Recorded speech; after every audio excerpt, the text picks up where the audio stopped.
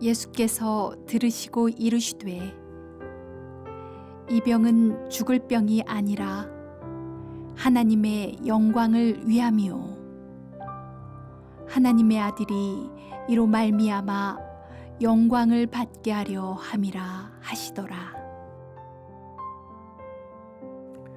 하나님께서 우리를 때를 따라 돕는다고 하시는데 정말 하나님께서 때에 맞추어 도움을 주는 분일까요? 우연히 어쩌다가 들어맞은 것은 아닌가요? 특별히 사랑하는 사람에게는 잘 대해주시겠지만 유명하지도 않고 특별하지도 않은 나 같은 사람에게까지 때를 맞추어 도움을 주시겠나요? 이렇게 불평하시는 성도들도 있으실 겁니다. 다른 집 아이들은 제때 대학 들어가고 제때 군대 가고 제때 취직하여 시집장가 잘 가는데 우리 아이는 대학도 재수하고 졸업 후 3년 되도록 취직도 안 되고 결혼도 연애도 할 형편이 못 됩니다.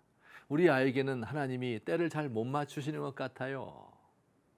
남들이 부동산 해서 돈을 많이 벌었다고 해서 나도 집 한 채는 있어야겠다고 생각했습니다.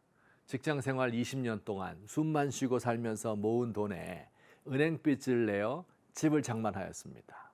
살 때는 비싼 값에 샀는데 사고 나니 집값은 떨어지고 은행 이자는 오르고 팔리지는 않습니다. 때를 잘 못 맞춘 것 같습니다.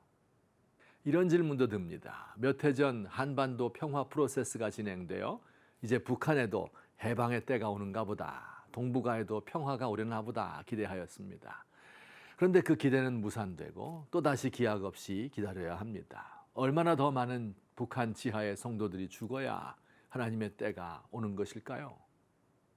요한복음 11장은 예수님께서 죽은 지 나흘 된 나사로를 살리신 사건을 기록하고 있는 유명한 장입니다. 예수님은 당신이 사랑하던 나사로가 죽어가고 있는데 얼른 가서 고쳐주지 않고 이틀을 더 머물렀습니다.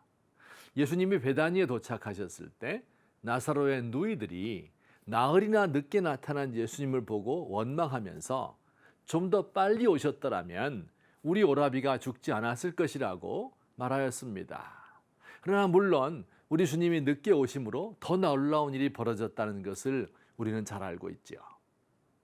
이 사건이 우리에게 가르쳐주는 하나님의 때와 사람의 때에 대한 진리가 있습니다. 하나님의 시간표와 우리의 시간표가 다르다는 사실입니다. 하나님의 길은 우리의 길과 다르고 하나님의 타이밍은 우리의 타이밍과 다릅니다. 나사로가 죽기 전에 가서 고쳐주는 것이 가장 좋은 타이밍일 것 같지만 그렇지 않습니다. 우리 예수님은 죽은 나사로를 살리시는 더 큰 그림, 빅픽처를 가지고 계셨던 것입니다. 하나님의 시간표는 대체로 좀 느린 것 같습니다. 아브라함에게 아들을 주어 그 아들이 큰 민족을 이루게 해줄 것이라고 약속하셨습니다. 아브라함과 사라는 목이 빠지게 그 약속을 기다렸겠지요. 그런데 그 약속이 이루어진 것은 25년이 지나서였습니다. 이스라엘 백성은 큰 민족을 이루기 위하여 자그마치 400년 동안 이집트에서 노예 생활을 해야 했습니다. 모세라는 사람이 나타나서 이스라엘 백성을 구해줄 줄 알았는데 갑자기 사라져서 또 40년이 속절없이 지나갔습니다. 하나님의 시간표에서 수십 년은 그냥 지나갑니다. 이 한국인의 조급함은 세계적으로 유명하죠.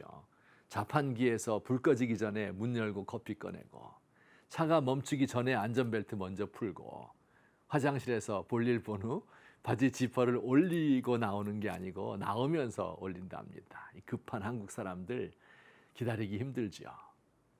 그러나 아무리 급해도 우리가 하나님의 시간표에 적응해야 합니다.